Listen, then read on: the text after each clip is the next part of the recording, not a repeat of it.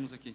Se a resposta de Cristo, mediante as nossas ofensas, a nossa injustiça, fosse diferente, todos nós estaríamos condenados, perdidos. Só que Cristo escolheu nos responder com bondade, com graça, com perdão. Então, se hoje estamos aqui, é por conta disso. Essa resposta de Cristo é a expressão da nossa fé, é a base da nossa fé presente.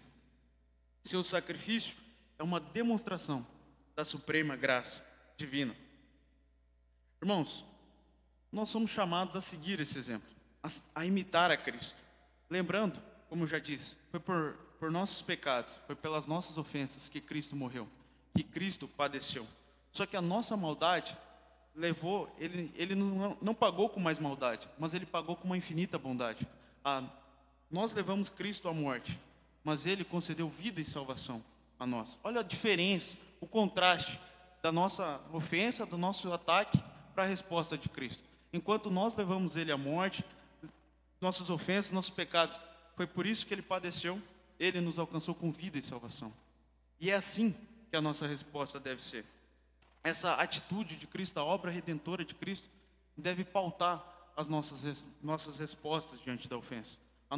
Nosso revide diante das ofensas deve ser fundamentado na atitude de Cristo, que derramou amor e misericórdia sobre nós. E não na vingança, ou no ressentimento, ou em qualquer motivo que você se apegue para se vingar. Não existe nada que não possa ser perdoado, porque Cristo perdoou tudo. E a Bíblia, ela nos ensina que não apenas devemos evitar a vingança, que é o segundo ponto aí das instruções. Não é apenas evitar a vingança, mas procurar fazer o bem diante de todos. É agir com integridade. Devemos ser cuidadosos, cautelosos com a nossa conduta diante dos outros. Devemos agir com integridade, vivendo aquilo que pregamos, dando um bom testemunho. Ser cristão não é um título. Se não há mudança, se não há atitude de cristão, de nada adianta falar que eu frequento a igreja IBN, de nada adianta falar que eu sou cristão. Então, ser cristão não se resume apenas a fugir do pecado, ou resistir ao pecado, mas é também evitar tudo que possa dar impressão de maldade, tudo que possa dar impressão de pecado, lugares que, se alguém te ver, pode escandalizar, atitudes que possam levar outras pessoas a verem uma impressão de maldade, a serem escandalizadas. Nós devemos ser intencionais em refletir o caráter de Cristo através de nossas atitudes, especialmente em momentos de provocação e injustiça, que é os momentos de maior dificuldade. É um momento onde a ira tende normalmente a ganhar, mas é nesse momento que Cristo deve ser refletido intencionalmente. Foi uma das palavras que a gente mais ouviu no retiro, essa intencionalidade de mostrar a Cristo. E essa intencionalidade deve vencer a provocação ou a injustiça, vivendo uma vida que honre e glorifique ao nosso Deus. A aplicação do primeiro ponto é isso: seja a prova viva do amor redentor, respondendo à injustiça com bondade. Quando você for tratado injustamente, quando alguém agir com injustiça com você, escolha responder com integridade.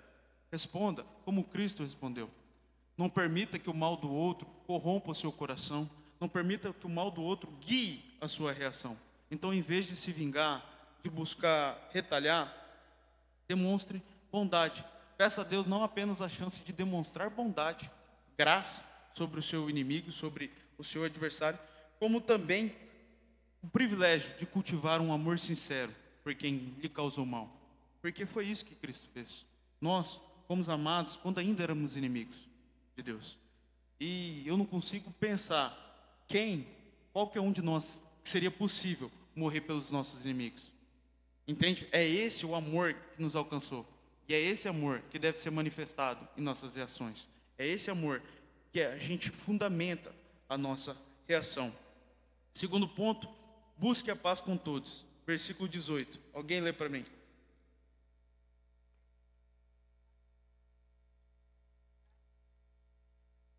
Paulo, ao falar disso aqui, tenho quase certeza que ele tem em mente a instrução de Cristo. Cristo nos ensina que bem-aventurados são os pacificadores, pois eles serão chamados de filhos de Deus. Esse é o ensino de Cristo. E Paulo, nesse versículo, ele está falando da paz com todos.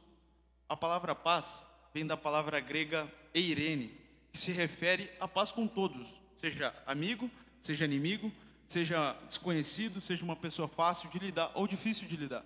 Então não há desculpa para exclusão, nem desculpa para favoritismo, entendeu? Dentro do meio, dentro do nosso grupo, dentro da nossa família, como de uma atitude como cristão, não há espaço para você excluir ninguém, nem para fazer favoritismo a alguém. A paz, ela não é apenas a ausência de conflito, mas ela é um estado de harmonia, boa convivência, amor genuíno, respeito mútuo. E essa paz que Paulo está falando aqui, ela é um reflexo da paz que temos com Deus. Ou seja, primeiro recebemos a paz de Deus e agora compartilhamos essa paz em nossas relações. Então, uma coisa que eu quero que fique claro aos nossos olhos, ao nosso coração, que a paz verdadeira só é possível porque Cristo é o mediador dos nossos relacionamentos. Se assim não fosse, era impossível de ter paz. Cristo, ele nos reconcilia com Deus e uns com os outros. E essa paz que experimentamos em Cristo nos capacita a sermos agentes de paz, nos capacita a sermos pacificadores em meio à dificuldade, em meio à injustiça. Então, essa paz que a gente recebeu de Cristo tem uma responsabilidade aí.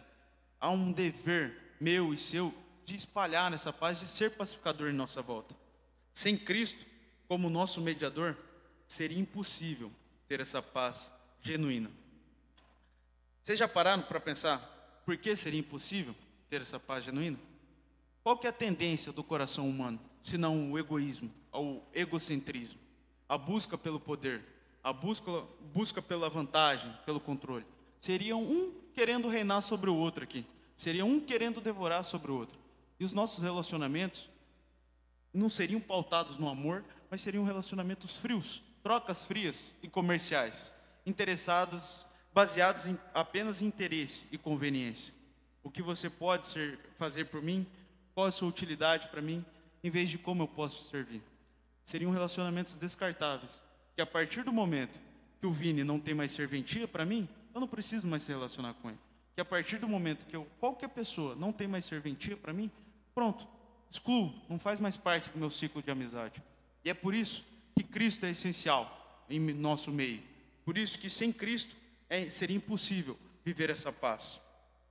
Voltando para o versículo, Paulo ali, ele vai reconhecer que nem sempre é possível viver em paz com todos, pois há situações que é necessário se posicionar. Como também tem situações que por mais que você se esforce, busque a paz com todo esforço, a pessoa vai rejeitar. O próximo rejeite.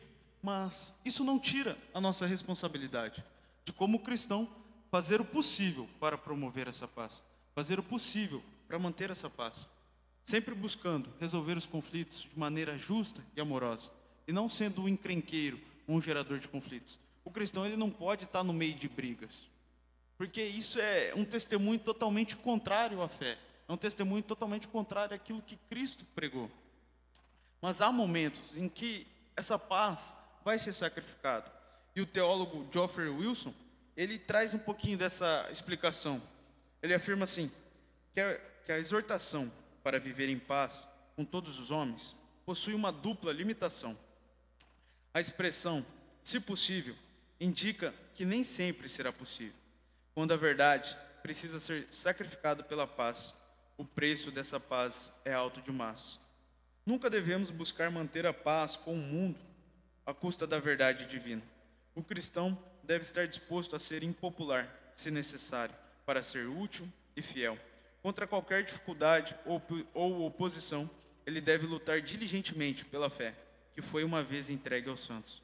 Entretanto, como a segunda limitação indica, o prazer na discórdia não faz parte da virtude cristã. Portanto, o cristão, quanto depender dele, deve se esforçar para preservar e promover a paz com os seus semelhantes, sem comprometer os princípios da verdade.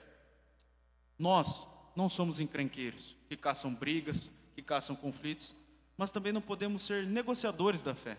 Não podemos vender a verdade do Evangelho, ser vendedores, mercenários. Devemos estar dispostos a defender a nossa fé. E o William Barclay vai escrever uma coisa nesse sentido. Ele escreve assim, que o momento pode vir, e quando houver uma batalha a ser travada, e quando for, o cristão não se afastará dela. A frase de Barclay resume bem a ideia de que o cristianismo não é uma tolerância permissiva, que aceita tudo, sabe, que fecha os olhos para o pecado, que prega um amor libertino e uma graça barata para manter a paz, para manter a política da vizinhança, da boa vizinhança. O cristianismo não tem nada a ver com isso. Isso não é evangelho. Uma graça que não te transforma, não te salva. Há necessidade de exigir mudança. Aí o cristianismo exige essa mudança. Então, quando a gente vê as pessoas pregando um falso evangelho, falando, venha e continue como você está, precisa mudar não, Deus te ama e Ele vai te salvar de qualquer maneira, só para manter a paz, está errado. Aí há a necessidade de se posicionar. Devemos estar dispostos a sacrificar a paz quando necessário para defender o evangelho. Quando a verdade divina é comprometida, há necessidade de se posicionar. Quando o evangelho é difamado e distorcido, como tem sido aí fora, há necessidade de se posicionar. A fidelidade aos princípios de Deus deve ser priorizada. A fidelidade ao Senhor deve ser priorizada, mesmo que isso envolva conflitos, mesmo que isso faça você perder uma amizade que você goste muito, mesmo que isso cause brigas. São consequências, mas há necessidade de se posicionar. Antes, Deus seja verdadeiro e todo homem mentiroso. E é isso que a Bíblia nos ensina. A Bíblia nos chama a ter paz, mas essa paz não pode ser contida, comprada a qualquer preço.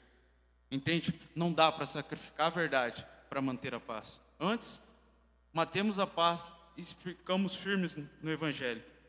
A aplicação desse ponto é o seguinte: seja um catalisador da união e não um agente de separação. Antes de você reagir em uma situação complicada, em uma situação difícil, pergunte-se: estou contribuindo para a paz ou para o conflito?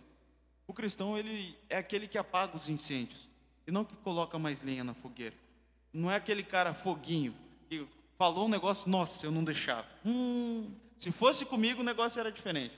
Não, o cristão não vai para esse lado. Ele não taca gasolina no fogo para ver pegar mais fogo. Ele apaga os incêndios. O cristão não divide os irmãos, não espalha contenda, não espalha boatos, mas é pacificador. Ele transmite a paz que recebeu de Cristo ao mundo. Esse é o nosso chamado. Terceiro ponto, confie a vingança a Deus. Versículo 19, alguém pode ler?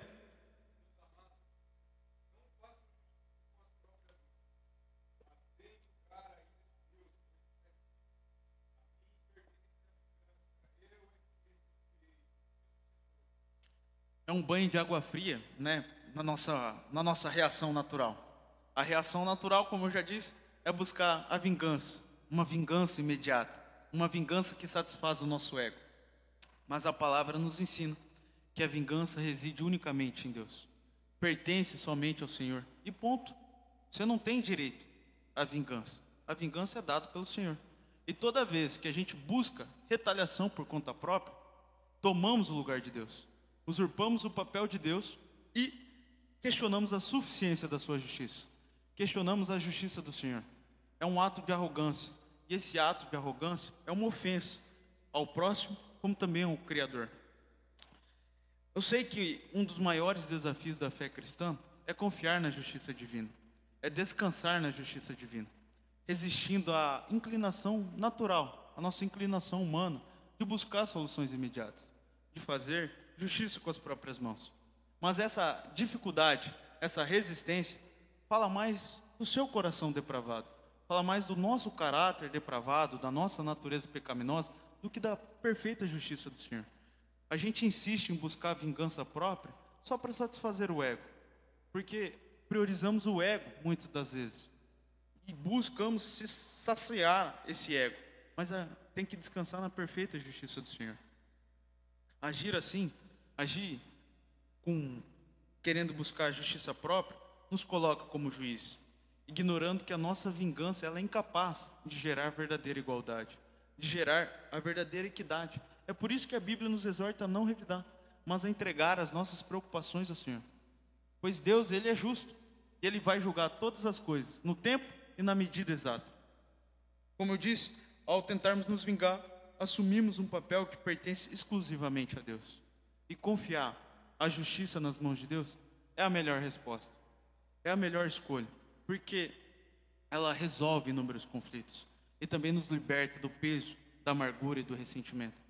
Você já viu como você, quando não consegue fazer a vingança, dar o troco, fica com aquele negócio amargurado no coração? Fica com um peso no coração? Então confiar a justiça a Deus é a melhor resposta, porque é Ele tira esse peso, Ele tira esse ressentimento do coração. Então, em vez de desperdiçar energia, planejando retaliação, planejando vinganças mirabolantes, devemos direcionar a nossa força, as nossas energias à oração, pedindo ao Senhor que Ele controle o nosso coração e discipline nosso impulso, nosso ímpeto de agir por conta própria. Acreditar que Deus agirá no momento certo e com a justiça perfeita demonstra a nossa genuína confiança no Senhor. A aplicação desse ponto é o seguinte: sua confiança na justiça de Deus se traduz em atos de graça transformadora. Quando alguém lhe fizer mal, em uma situação que você é injustiçado, ofendido, entregue ao Senhor, entregue a situação a Deus, pois Ele é justo e vai lidar com cada pessoa conforme a sua vontade, conforme o seu querer. E além disso, a Bíblia nos exorta, como eu disse, a não revidar, mas mais que isso, ela nos exorta, nos chama a mostrar graça ao malfeitor. Nós fomos alcançados com uma extrema graça, uma graça indizível por Cristo Jesus. E é essa graça que a gente deve estender ao malfeitor. Deus, Ele é paciente com o malfeitor, como foi conosco. Quanto tempo que Ele deu para você se arrepender? Quanto tempo que Ele deu para você mudar os seus caminhos? A paciência de Deus é longânima, é enorme. E assim, a gente tem que ter paciência. Por mais que a justiça aos nossos olhos demore, é crer que o Senhor vai executar no momento certo. E ponto. A confiança na justiça divina e em Deus se manifesta em dois aspectos. O primeiro é no entregar, no descansar em Deus, em descansar no Senhor. Como também o segundo é ações que evidenciam um coração transformado. Descanse no Senhor primeiramente e evidencie um coração transformado. Evidencie um coração convertido. Como perdoar de todo o coração, pratique a misericórdia, cultive a paciência, interceda em oração pelos seus inimigos. Essa é a atitude do cristão. A justiça que Deus derramou sobre nós nos impulsiona a fazer isso, nos impulsiona a agir com atos de graça. O ponto 4, versículo 20. Alguém lê para nós?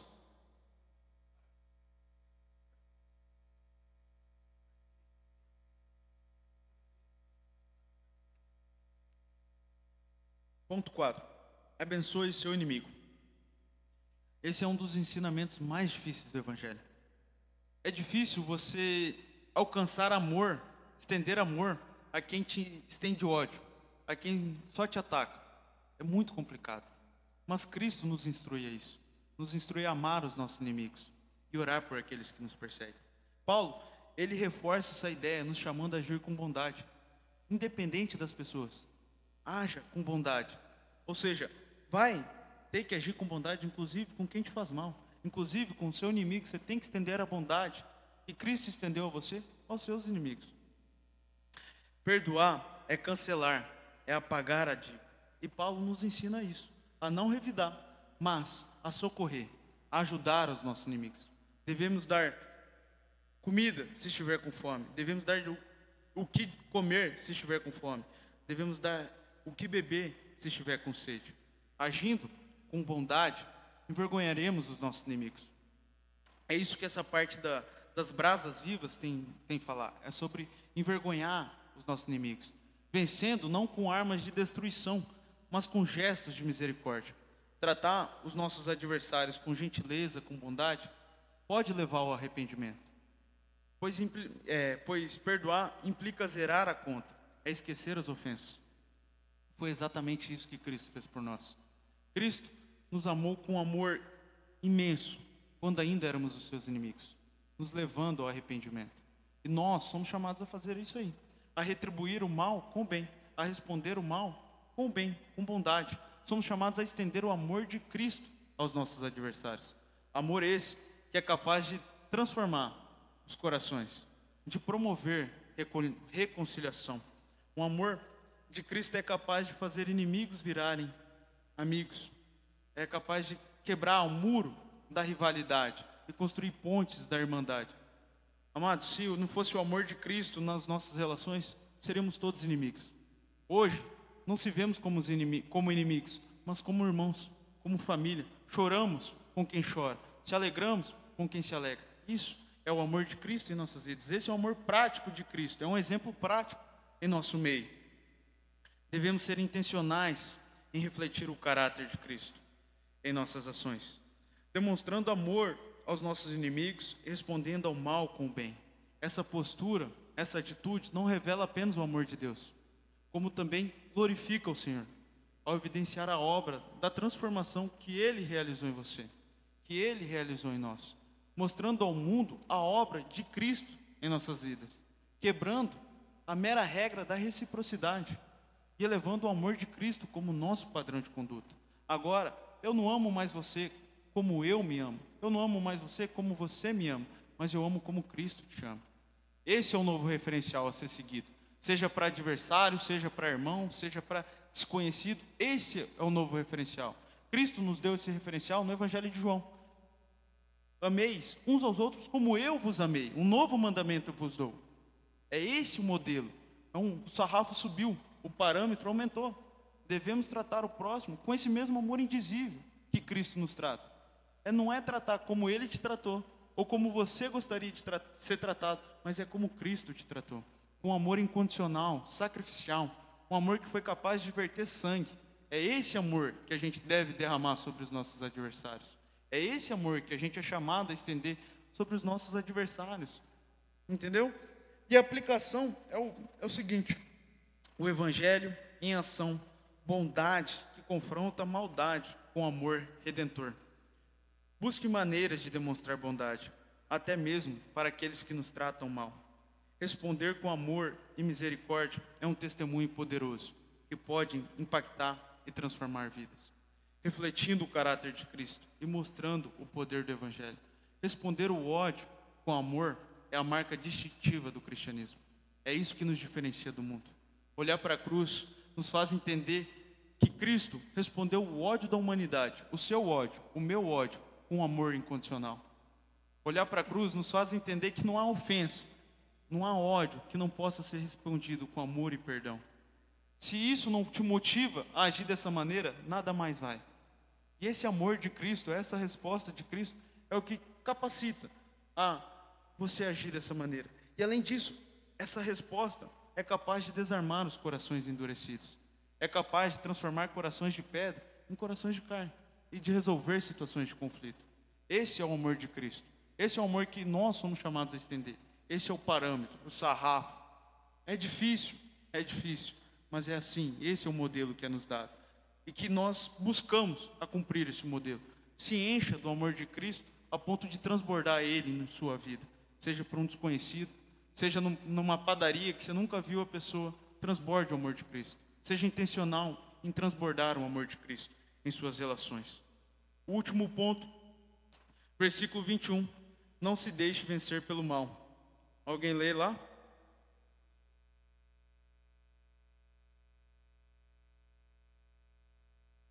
Quando Jesus ele foi injustiçado, quando ele foi acusado falsamente, torturado e crucificado, ele não respondeu com violência, mas ele orou pelos seus algozes, ele orou pelos seus inimigos e pediu ao Pai que perdoasse a culpa deles, pediu ao Pai que perdoasse eles. Nós temos o exemplo de Estevão, apedrejado, pedindo perdão: Pai, perdoa, porque eles não sabem o que fazem. É essa a resposta de um cristão, é responder a maldade com graça. Cristo, ele não escolheu revidar, nem se vingar. Ao invés disso, venceu o ódio, a raiva, com amor, misericórdia e perdão. Então Cristo, ele é o maior exemplo para nós. E nos ensina que, diante da maldade, devemos responder com graça. E amados, ele não exige nada que ele mesmo não tenha feito. Cristo, em sua vida perfeita, em seu exemplo perfeito, em sua perfeição, nos deu esse maior exemplo de como devemos viver, de como se relacionar com os nossos inimigos. E Paulo, ao escrever essas instruções aos romanos, reafirma a maneira de agirmos diante do mal. Da mesma forma que Cristo, nós não vencemos o mal com ódio, vingança ou ressentimento, mas com o bem, Como Cristo, a nossa vitória sobre o mal não é conquistada através da força, em querer se provar, em ser o cara.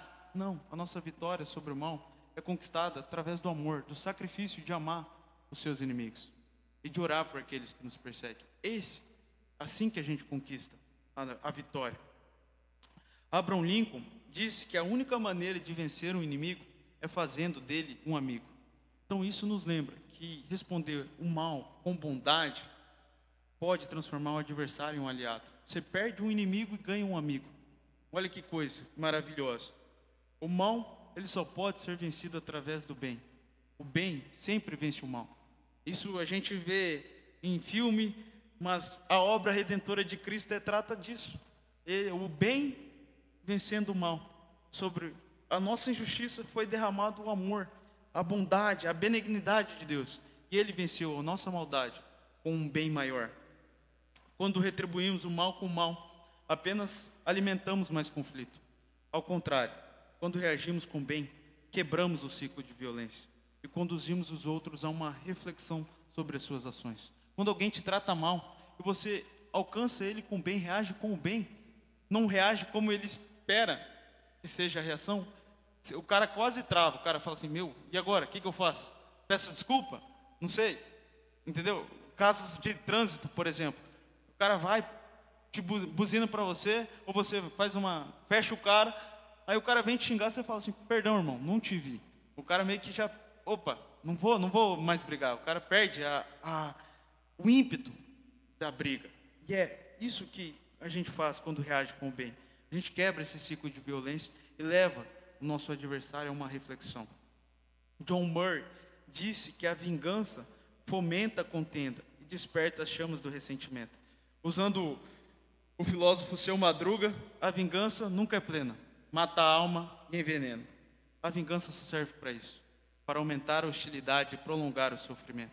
E o verdadeiro propósito do cristão não é se vingar, mas é ser um instrumento da graça de Deus, encaminhando os adversários, se possível, ao arrependimento, encaminhando os inimigos, se possível, ao arrependimento. E o que pode restringir ou até remover as ofensas, as ações malignas, o ataque dos outros. O nosso alvo, então, deve ser sempre a reconciliação, a transformação e a restauração das relações. A aplicação desse ponto é simples. A vingança cessa onde a bondade e a graça de Cristo agem. Por mais difícil que seja, nós somos chamados a reagir com bondade. Cristo, Ele deve conduzir as nossas reações, como também as nossas relações. E quando assim for, nós não vamos mais buscar vingança. Quando assim for, nossa preocupação não vai ser devolver na mesma moeda, dar o troco, mas será semear a paz. Assim, não vamos apenas falar do Evangelho, mas viver de fato. Eu e você, amados, devemos ser resposta da graça de Deus. Em um mundo caótico, cheio de vingança, em um mundo que prega o mal, que eu e você sejamos resposta da graça de Deus. A conclusão desse texto é assim: vencer o mal com bem é o chamado radical do Evangelho. Não é natural, mas é o que mostra que fomos transformados por Cristo. A verdadeira vitória do cristão não está em revidar, mas em manter um coração puro diante de Deus, mesmo quando ferido. Cristo venceu a injustiça com amor e nos chama a fazer o mesmo. Ser luz na escuridão, graça diante da ofensa e paz no meio do conflito. Não se renda ao mal. Lute com as armas do alto. Que a sua vida seja mais do que palavras, seja uma resposta viva de Deus ao mundo. Eu escolhi o título de Revide por isso. Revide o mal, mas revide como Cristo revidou. Revide como Cristo revidaria. É isso. Revide com bondade toda a maldade. Entende? E por final, eu queria deixar uma pergunta para refletirmos sobre esse chamado. Tendo em mente o exemplo supremo de Cristo na cruz e o amor que Ele demonstrou mesmo aos seus adversários. E, queridos, se incluam em seus adversários aqui. Todos nós éramos adversários de Cristo, inimigos de Deus. Como essa verdade tem transformado as nossas reações? Ressentimento, desejo, vingança, palavras e ações. Quando somos feridos, qual a mudança de perspectiva ou atitude precisamos buscar em oração, para que o nosso objetivo principal não seja dar o troco, mas sim espelhar a Cristo e estender o seu imenso amor. Reflita sobre isso. E agora, vamos orar, pensando em tudo que foi falado, fazendo uma breve reflexão em sua mente sobre o que foi falado, o que você precisa mudar para buscar ser mais parecido com Cristo, para mostrar Cristo intencionalmente. Amém? Senhor, meu Deus e Pai, graças te damos, Senhor. Graças te damos por tudo que o Senhor tem feito, Pai. Tua misericórdia, Tua graça, Senhor, nos abraçou. A cruz, Pai, é o ápice do seu amor, Pai. Vemos o amor de Cristo derramado por nós na cruz do Calvário, a qual foi capaz de verter o seu sangue pelos inimigos. E não há, Pai, perdão, não há pecado que não possa ser perdoado, Pai, pois o Senhor perdoou enormes pecadores. Nos ensina, Pai, a viver da mesma maneira que Ti, Pai, a viver o Seu exemplo, a transmitir o Seu amor, Pai, a estender o Seu amor, a não dar o troco, a não revidar o mal com o mal, mas alcançar as pessoas, os nossos inimigos, com a bondade e a paz que Cristo derramou sobre nós, que o Senhor derramou sobre nós, Pai. Louvado é o Senhor, para toda honra e toda glória, seja louvado o Seu nome, Deus. Tu és o nosso Senhor, aquele que foi capaz de morrer por nós. Não há maior amor sacrificial, o qual foi derramado na cruz, Senhor. Nos ensina a imitar esse amor. Nos faz pensar, Pai, aonde temos errado. Nos faz refletir, Pai, olhar aonde temos errado, aonde temos falhado em transmitir o Teu caráter, transmitir e espelhar a Ti, Senhor. E nos chama a ser cada vez mais intencional. Nos aperfeiçoa, Pai, para mostrar a Ti com mais intencionalidade, cada vez mais e mais. Que o nosso ego cada vez mais diminua, Pai, e o Senhor cresça em nossas vidas. Em nome de Jesus, eu Te agradeço por mais esse dia. Amém. Amém. João?